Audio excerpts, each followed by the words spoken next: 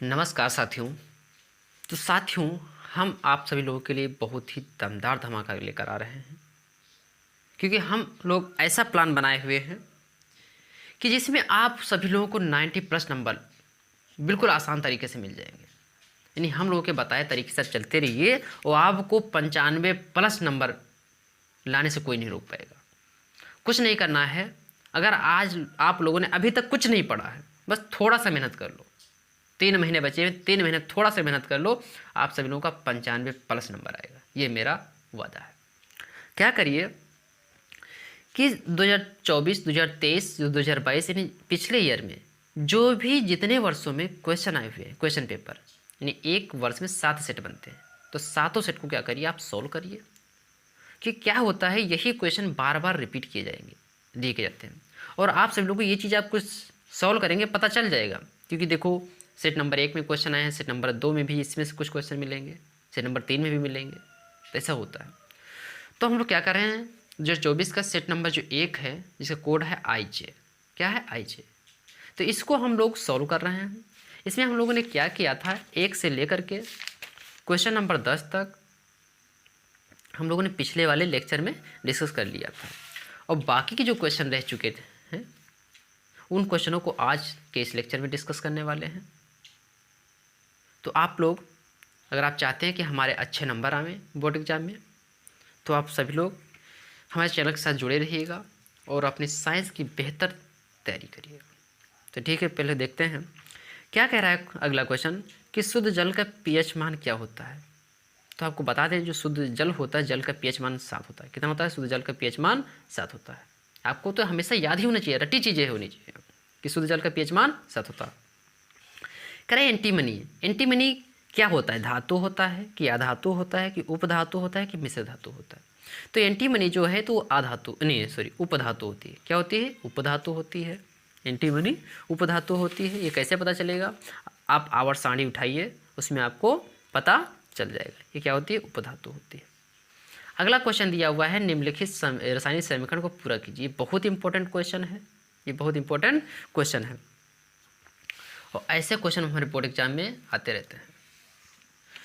तो इसको हम क्या करें, बहुत ही आसान तरीके से आपको बताने वाले हैं कि क्वेश्चन कैसे सॉल्व होगा, कैसे क्या किया जाता है। तो क्या कह रहा है, क्या दिया हुआ है, हमको दिया हुआ है, तो क्या दिया है, CH3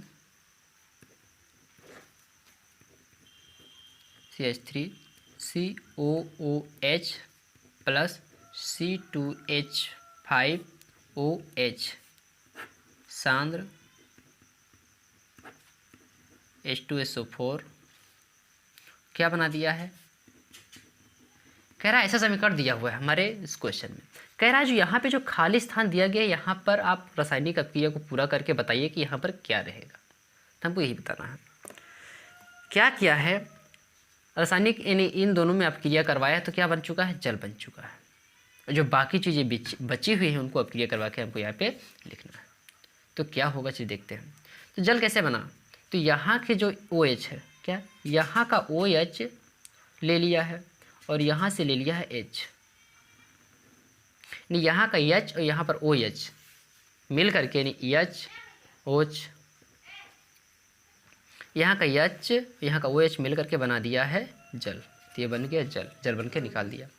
अब कह रहा है क्या बचा हुआ है, तो यहाँ पे क्या बचा है, तो यहाँ पर हमारे पास बचा हुआ है CH3COO। यहाँ पर क्या बचा है, यहाँ पर बचा हुआ है C2H5। इन दोनों अभिक्रिया करके क्या बनाएंगे, तो ये दोनों अभिक्रिया करेंगे तो क्या बना देंगे, ये दोनों आपस में मिल जाएंगे। तो CH3COO है, ये आपस में जाकर के से मिल जाएगा, तो हो जाएगा C2H5। क्या हो गया, CH3COO C2H5। इसका क्या बनाएंगे, ये दोनों मिल करके यही बनाएंगे। तो यहाँ पे क्या हो जाएगा, यहाँ पे हो जाएगा यही ऑप्शन। अब देखिए हमको कहाँ दे रहा है, देखो क्या है, CH3OH, ये भी ऑप्शन हो गया गलत। C2 नहीं, ये भी हमारा ऑप्शन हो गया गलत। क्या दिया, CH3 ढूंढना है, तो CH3COO C2H5, यानी ये ऑप्शन हमारा किसे मिल रहा है, क्वेश्चन नंबर नहीं, ऑप्शन डी में, सी में मिल रहा है। इसका सही ऑप्शन क्या हो जाएगा, डी हो जाएगा। और अगला देखें, तो 14 नंबर क्वेश्चन क्या कह रहा है कि माइटोकॉन्ड्रिया नहीं, सॉरी, कोशिकीय प्रक्रम में ऊर्जा मुद्रा है। ये जो कोशिकीय प्रक्रम यानी कोशिकीय जो प्रक्रिया होती है, तो उसको कोशिका कह रहा है कि जो कोशिकीय प्रक्रिया है, यानी जो कोशिका की प्रक्रिया होती है उसमें कोशिका को ऊर्जा किस रूप में चाहिए, यानी कोशिका जो ऊर्जा लेती है तो किस रूप में लेती है, माइटोकॉन्ड्रिया के रूप में, ग्लूकोज के रूप में, या पायरुवेट के रूप में, या एटीपी के रूप में। तो हम सब लोग बता दें कि जो कोशिका जो ऊर्जा लेती है वो एटीपी के रूप में लेती है। किस रूप में लेती है? एटीपी के रूप में, यानी एटीपी के रूप में। एटीपी का पूरा नाम क्या होता है? Adenosine triphosphate. कभी कभी यही पूछ देता है कि एटीपी का फुल फॉर्म बताइए, तो आपको बताना है एडेनोसिन ट्राईफास्फेट। आपको हो गया सही आंसर। अगला क्या है? पित्तरस का स्रावण होता है।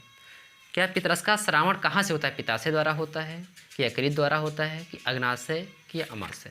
तो यहाँ पर क्या होता है? कन्फ्यूजन होता है। लोग क्या करते हैं, कभी कभी कन्फ्यूज होकर पित्ताशय पे टिक कर देते हैं, लेकिन ऐसा नहीं है। हम आपको बता दें कि जो पित्ताशय यानी यकृत जो होता है, तो यकृत से निकलता है पित्ताशय यानी पित्तरस। क्या निकलता है? पित्तरस। यानी यकृत क्या करता है? पित्तरस को निकालता है। क्या करता है? पित्तरस को निकालता है, और पित्तरस निकाल करके इसको भेज देता है पित्ताशय के पास। किसके पास? पित्ताशय के पास भेज देता है। पित्ताशय के पास भेज देगा, कह देगा इसको आप स्टोर करके रखिए। क्या करके रखिए? स्टोर करके रखिए, जब आवश्यकता पड़ेगी तो इसका आपको उपयोग करना है। तो कौन निकाल रहा है? निकाल रहा है यकृत। यकृत यानी पित्तरस को निकाल रहा है, और स्टोर करके यानी रखने का काम कौन कर रहा है? पित्ताशय कर रहा है। तो लोग क्या करते हैं? कन्फ्यूजन करके पित्ताशय टिक करते हैं। ऐसा नहीं है। कह रहे पित्तरस का स्रावण यानी पित्तरस कहाँ से निकलता है? तो हम लोग देख रहे हैं कहाँ से निकल रहा है? यकृत से निकल रहा है। तो इसका सही ऑप्शन हो जाएगा यकृत। और पित्ताशय क्या कर रहा है? पित्ताशय केवल स्टोर करने का काम कर रहा है। तो आपको पित्ताशय पे टिक कर नहीं करना है। किस पे करना है? यकृत पे करना है। अगला क्वेश्चन कह रहा है कि प्राकोष में होते हैं, क्या होते हैं? तो हम आपको बता दें, जो आपको चित्र के साथ दिखाते हैं आपको। तो देखा जाए तो ये होता है फिगर, ये फिगर होता है पुष्प की संरचना का। इसमें तो देखो डंठल नुमा संरचना दिखाई दे रही है। क्या दे रही है?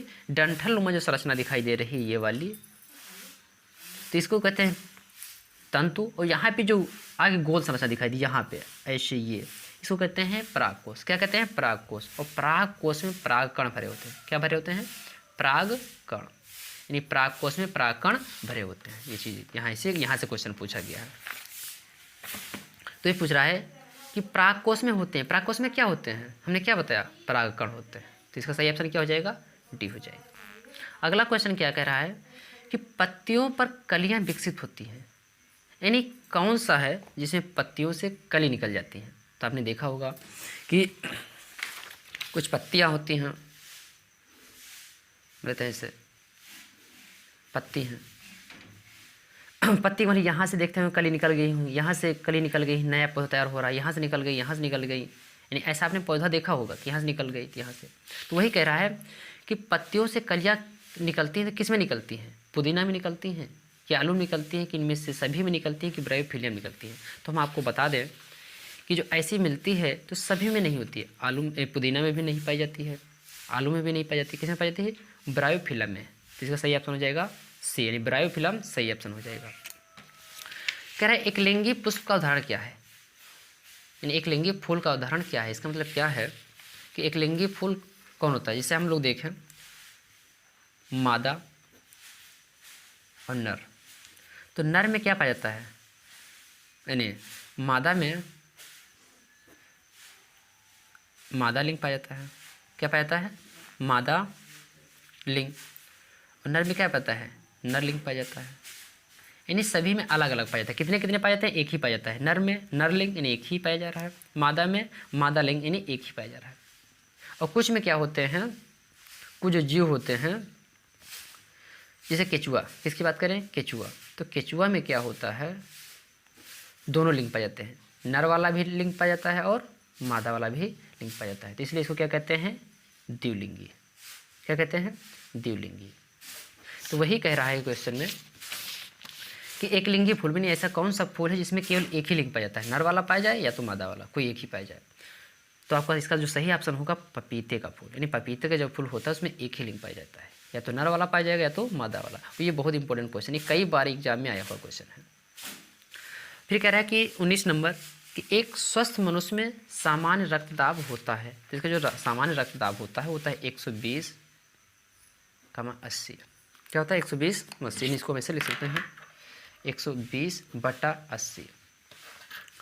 तो इसमें जो ऊपर वाला होता है तो ये होता है सिस्टोलिक मान दिया होता है, ये होता है डायस्टोलिक। तो आपको बता दें जो सिस्टोलिक मान होता है 120, डायस्टोलिक कितना होता है 180, यानी इसका जो सही आंसर क्या हो जाता है, इसका सही आंसर हो जाता है 120/80। नापने का सही तरीका क्या है 180, यानी जो मशीन नापता है उसमें क्या होता है 120/80, ऊपर वाला सिस्टोलिक होता है जिससे वाला डायस्टोलिक मान होता है। तो इसका सही ऑप्शन क्या होगा 120/180 वाला होगा।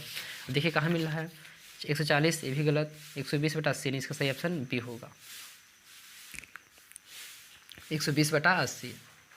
अगला क्वेश्चन क्या है, निम्नलिखित में कौन सा आहार श्रृंखला का निर्माण करता है। आहार श्रृंखला का मतलब क्या है, आहार श्रृंखला का मतलब यह है, जैसे मान लेते हैं कीड़े मकोड़े, तो कीड़े मकोड़े को कौन खाया, कीड़े मकोड़े को खाया मुर्गा, यानी कीड़े मकोड़े को मुर्गी खाई, और मुर्गी को खा लिया मनुष्य, कौन खा लिया मनुष्य, और मनुष्य को खा लिए बाघ, क्या खा लिया बाघ, यानी कीड़े मकोड़े को खाया मुर्गी, मुर्गी को खा लिया मनुष्य, और मनुष्य को कौन खा लिया बाघ। ये देखो एक क्रम बन गया, क्या बन गया श्रृंखला बन गई, ये क्या है क्रम बन गया, यानी आहार श्रृंखला, इसको क्या कहते हैं आहार श्रृंखला। तो वही कह रहा है कि ऐसा कौन सा, यानी 20 नंबर कह रहा है कि ऐसा कौन सा जो सही क्रम है जो एक दूसरे को खाते जा ले जाते हैं।